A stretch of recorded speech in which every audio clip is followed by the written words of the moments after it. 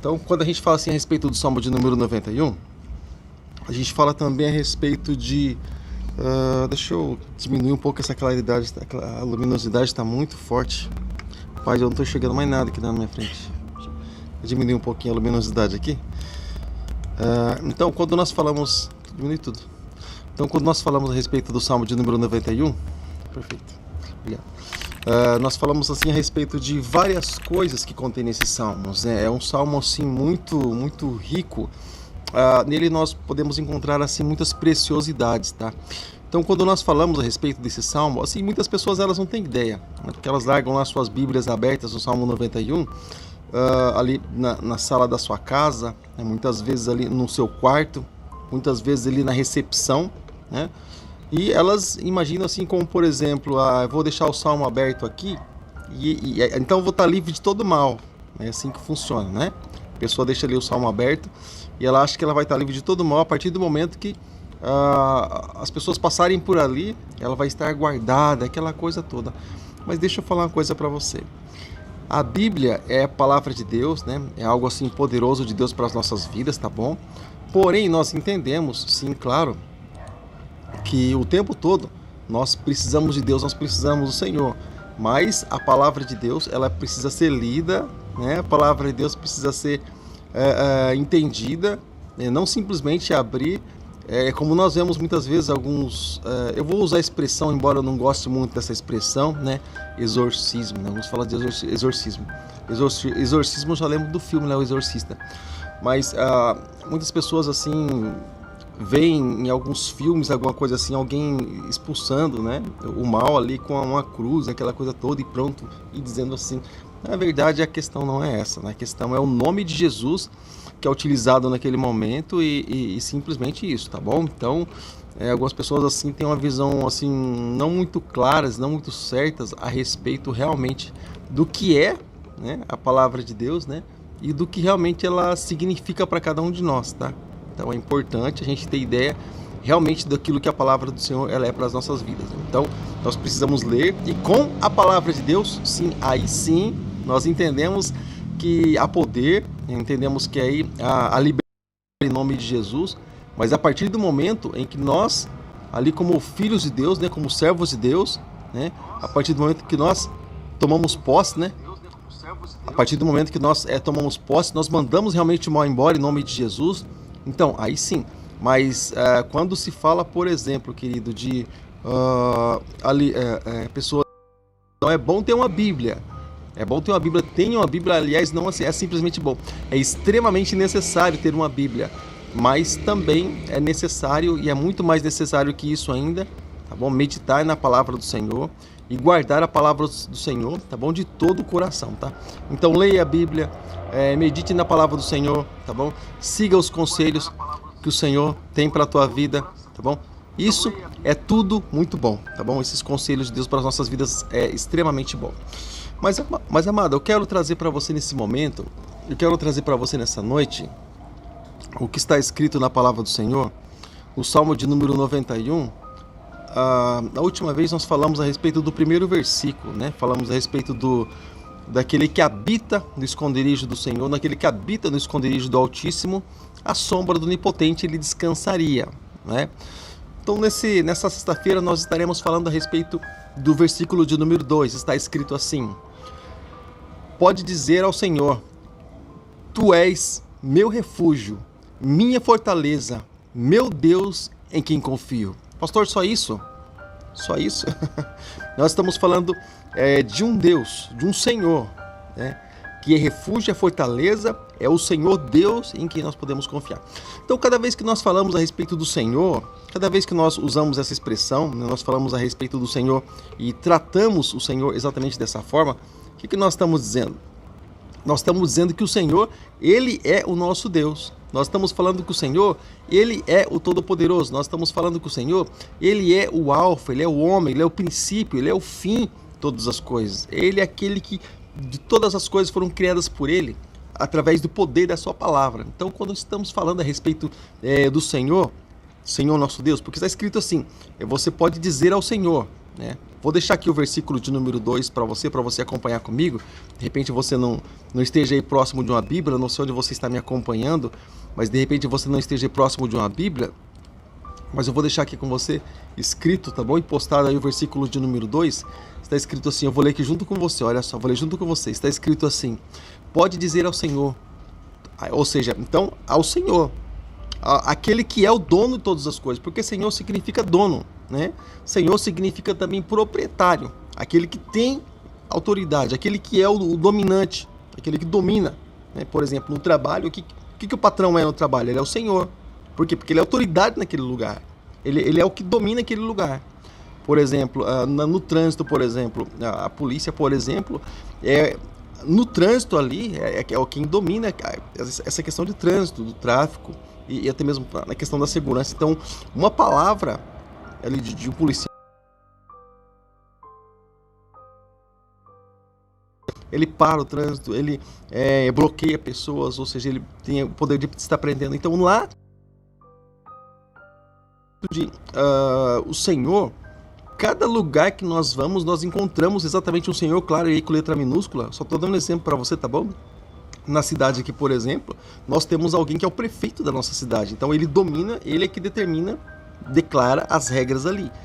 Assim como também no estado e assim como também no país, existe alguém que é predominante ali naquela região ali, naquele momento ali, tá bom?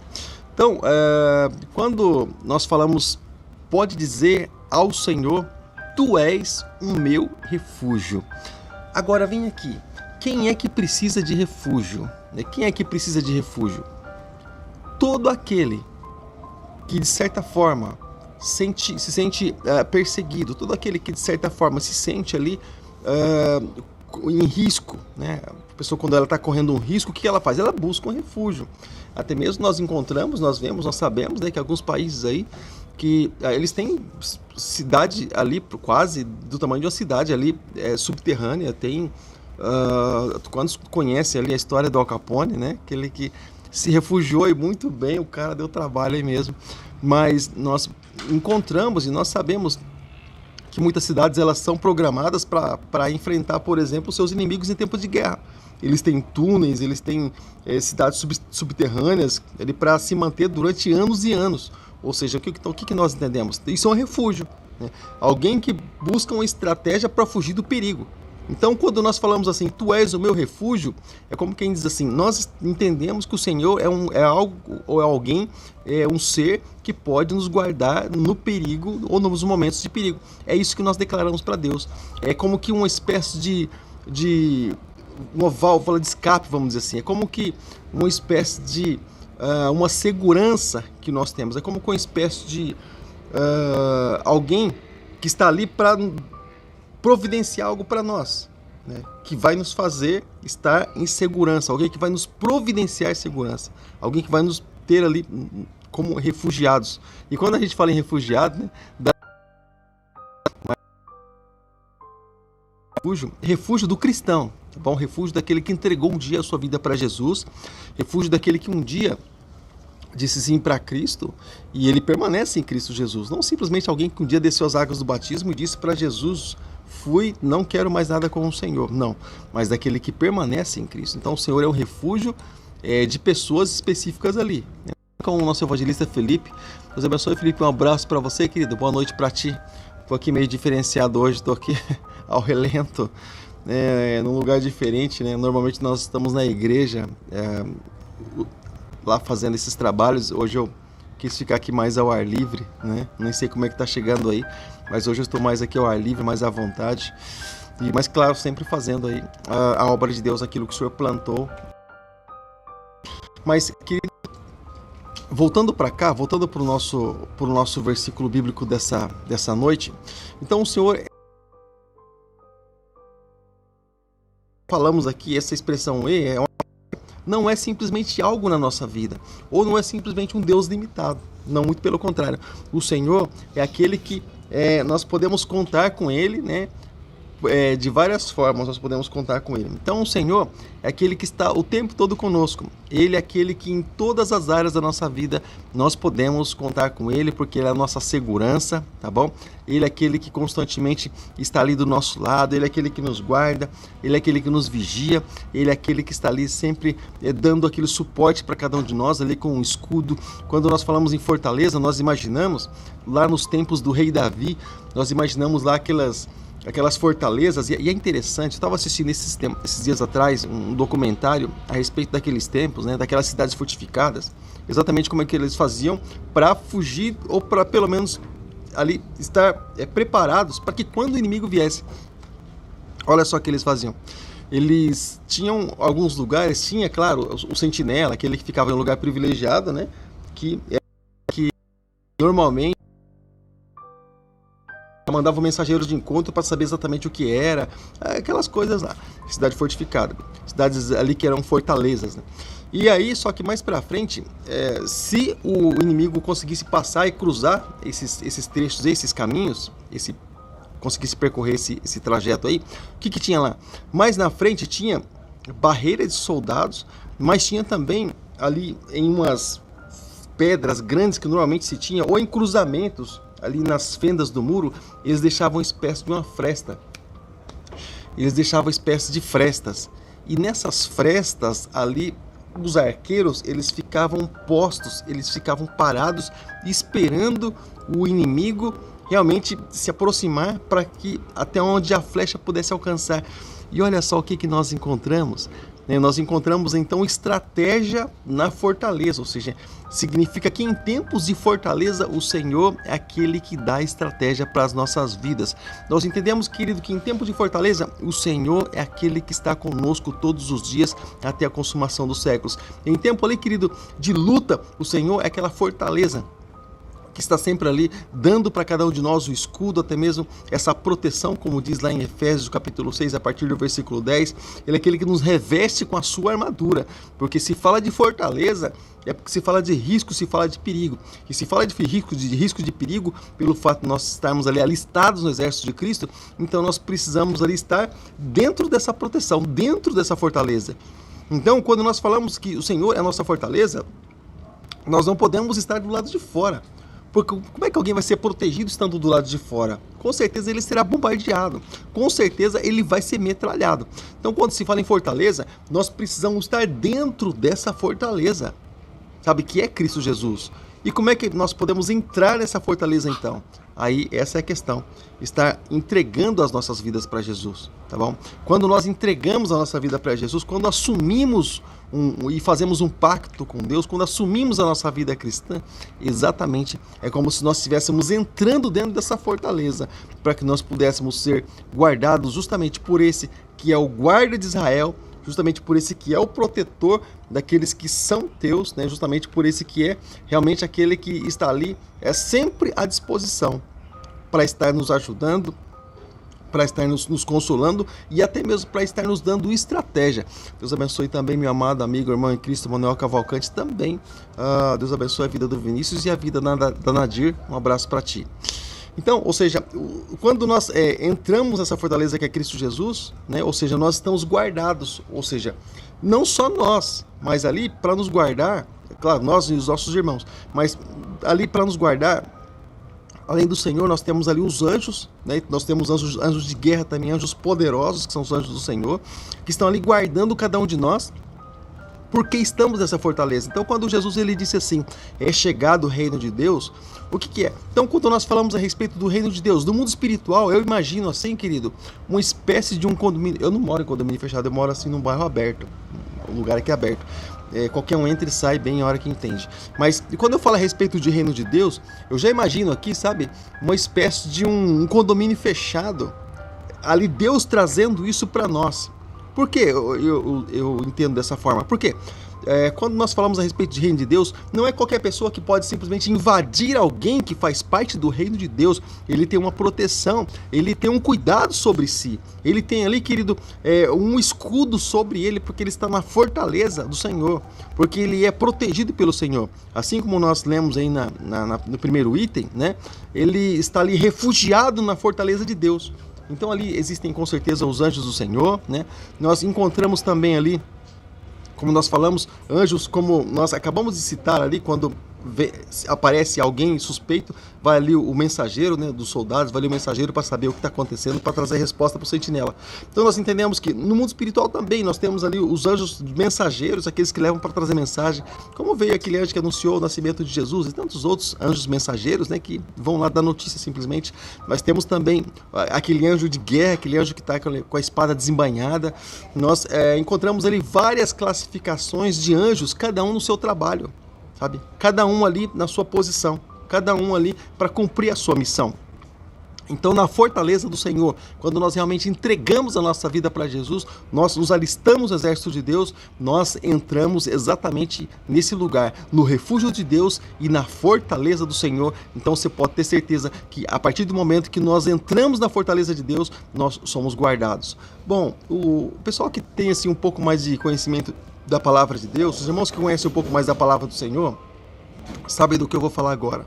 Quando nós olhamos para a cidade de Jericó, aquilo que está escrito lá no livro de Josué, quando nós olhamos para a cidade de Jericó, por exemplo, era uma cidade fortificada, era uma cidade assim que era uma fortaleza. As pessoas não autorizadas jamais poderiam se aproximar até mesmo dos muros de Jericó, para você ter ideia, né? Então, os soldados ficavam ali nos muros até mesmo, tinha sentinelas, os soldados ficavam ali até mesmo nos muros, e se alguém se aproximasse, eles atiravam flecha. Você pode ver, por exemplo, que no tempo de Josué, quando eles tiveram que atacar Jericó, eles davam volta em volta da cidade, davam volta ali em torno da cidade, aliás, mas numa distância em que os arcos, as flechas, não poderiam acertar eles, né? Ali longe de um tiro de flecha, para que as flechas não chegassem até eles. Ou seja, uma cidade fortificada. Eles tinham todo um projeto e eles não eram atacados. Então, quando se falava a respeito de derrubar Jericó, era algo impossível, porque é uma cidade fortificada. Ou seja, então a partir do momento que nós nos colocamos diante do Senhor, a partir do momento que nós entendemos que Ele é o nosso refúgio, que Ele é a nossa fortaleza, nós entendemos, querido, que assim como o Senhor mesmo disse lá no Evangelho aliás, lá em Romanos, no capítulo 8, que nada poderá nos separar do amor de Deus, nada pode entrar aí nessa fortaleza, porque nós sabemos que essa fortaleza é bem guardada, amando do Senhor nosso Deus, tá bom? E aí continua dizendo, né? Ele é minha fortaleza, o meu Deus. Ou seja, nós vemos aí muitas crenças. Eu não chamo de religião, mas assim, eu às vezes sou até um pouco criticado por isso, né? Porque eu não chamo de religião, eu chamo de crença, né? Muitas pessoas chamam de religião. Religião, a expressão religião já se lembra logo de um Deus, né? Assim, já se lembra logo de um intermediador, do intermediário, assim, de um mediador, né, melhor dizendo. Porque quando se fala em religião, se fala em religação, é o seu sentido, né, puro da palavra, esse é o sentido natural, esse é o sentido original da palavra. Então, se está falando em religação, se está falando em algo assim dessa forma, eu tenho que colocar Jesus Cristo na história, porque Ele é que fez essa religação, né? Ali através do sacrifício na cruz do Calvário. Mas eu chamo de crenças, né? Porque crença é a pessoa que crê em qualquer coisa. Um crê no cipó, outro crê que o animal é sagrado, outro crê que um crucifixo vai ajudar ele para alguma coisa, outro crê que tem que andar de joelho, outro crê que a mata é sagrada, é santa, outro crê que, bom, né, o fato dele entregar a vida dele até ali com bombas amarradas no seu corpo em favor ali do profeta dele, ele vai encontrar o paraíso. Então cada um crê em alguma coisa que acha que aquilo é Deus, mas nós não podemos achar simplesmente, nós precisamos crer na coisa certa, precisamos crer, ter a fé no lugar certo e crer no Deus certo, porque existem muitos deuses, existem muitos senhores. Eu também sou um pouco questionado quando eu falo a respeito disso, muitos deuses, muitos senhores. Existem muitos deuses, né? Se você ler, por exemplo, o livro de Salmos, eu só vou ler, por exemplo, porque algumas pessoas, quando eu comento assim, pastor, mas a Bíblia diz que há um só Deus. Na verdade, não há só um só Deus, querido, é questão de expressão, tá? Não há um só Deus, tá? Então, quando se fala a respeito de um só Deus, nós já falamos aqui um tempo atrás, eu tenho até um estudo sobre isso, perguntas e respostas ali do curso de teologia sobre isso, quando eu falo a respeito de unidade composta e unidade absoluta, tá bom? Então, participa lá do meu estudo, eu compartilhei ele no Facebook hoje mesmo. tem lá meu estudo, tem no meu canal também, PR Paulo Farias, e tem no meu canal também Teologia Simples. Você vai encontrar lá quando eu falo justamente da unidade de Deus, né? Deus de trindade eu falo, e falo também a respeito de unidade composta, unidade absoluta, eu levo para esse assunto aí, porque muitas vezes as pessoas falam assim, há um só Deus, o único Deus. Ele não está falando disso, ele está falando de uma unidade, pessoas distintas, Pai, Filho e Espírito Santo, não são um, são três pessoas distintas que agiram em tempos diferenciados, porém trabalham em comunhão. Bom, Antigo Testamento, tempo da graça de Jesus, nosso tempo hoje, a ação do Espírito Santo. Então, eu falo sobre isso, mas eu não quero entrar nesse assunto diretamente para não gastar muito tempo, mas eu quero falar aqui com você a respeito do fato de simplesmente de muitos crerem em muitos deuses, muitos terem muita a fé ali em deuses variados. Olha só, eu vou ler para você o que está escrito no Salmo de número 115, e Salmo de número 115, no versículo de número 1, diz assim, olha só. Eu vou ler fazendo algumas pausas com você, só para chegar até onde eu quero mostrar para ti, tá? Diz assim, não a nós, Senhor, nenhuma glória para nós, mas sim ao teu nome, por teu amor, por tua fidelidade. Versículo 2 do Salmo 115. Porque perguntam as nações, onde está o Deus deles? Ou seja, então as nações tinham os seus deuses, e aí se pergunta para nós, onde é que está o Deus de vocês? Aí já se vê muitos deuses, né? Aí continua dizendo, olha só, versículo 3. O nosso Deus está nos céus. Isso nós respondendo, o nosso Deus está nos céus e pode fazer tudo o que lhe agrada. Aí nós falamos assim dessa forma, por exemplo, os ídolos deles são de prata e ouro, são feitos por mãos humanas. Tem boca, mas não falam, tem olhos, mas não podem ver, tem ouvidos, mas não ouvem, não podem ouvir, nariz tem, mas não podem sentir cheiro. Então, e aí vai, ou seja, nós aqui, nós já entendemos que existem muitos deuses, né? Nós entendemos que existem muitos deuses, né? E nessas crenças que se tem por aí, exatamente. Então, quando nós falamos assim, o Senhor é o nosso Deus, ou seja, é aquele que nós adoramos. Porque um Deus, nós falamos em Deus, nós estamos falando a respeito de divindade, né? De um ser digno de adoração, que é o Senhor nosso Deus. Então, o Senhor é o nosso Deus, aquele que nós confiamos, aquele que um dia nós entregamos realmente nossas vidas para Ti. Bom, alguns entregam a vida para Salve Rainha, outros entregam a vida ali diante do profeta Smith, né? O outro diante do profeta Russell e suas crenças e outros, enfim, nós entregamos a nossa vida diante do Senhor, o nosso Deus, porque nós cremos que Ele é Deus, que Ele pode cuidar ali de cada um de nós, e a pessoa só entrega a vida realmente passa a servir, a adorar ao Deus, sabe como? E sabe de que forma? Quando ela passa a acreditar que aquele Deus pode realmente fazer alguma coisa por ela. Ou seja, então se nós estamos chamando esse Deus de Criador dos céus e da terra, se nós estamos chamando eles de Deus, o que nós entendemos? Nós entendemos que o nosso Deus, Ele pode cuidar das nossas vidas, tá bom, querido? Então, se nós entendemos Deus, nós chamamos Deus de nosso Deus, nós entendemos que Ele é aquele que pode cuidar das nossas vidas, tá bom? Ou seja, Ele é o nosso Senhor, Ele é o Todo-Poderoso, Ele é aquele que realmente nós podemos... Ele é aquele que nós realmente podemos... confiar, ou seja, entregamos a nossa vida para Ele, né? Servimos a Ele, investimos nossa vida ali no reino dEle, e Ele é aquele que pode confiar, nós podemos confiar nele, aliás. Ou seja, então cada um confia no seu Deus, cada um confia realmente, cada um entrega realmente, Deus abençoe a produção, cada um confia realmente naquilo que pode, sabe, e que realmente acredita que pode fazer alguma coisa, algum favor para si, tá bom, querido? Então diz assim, olha,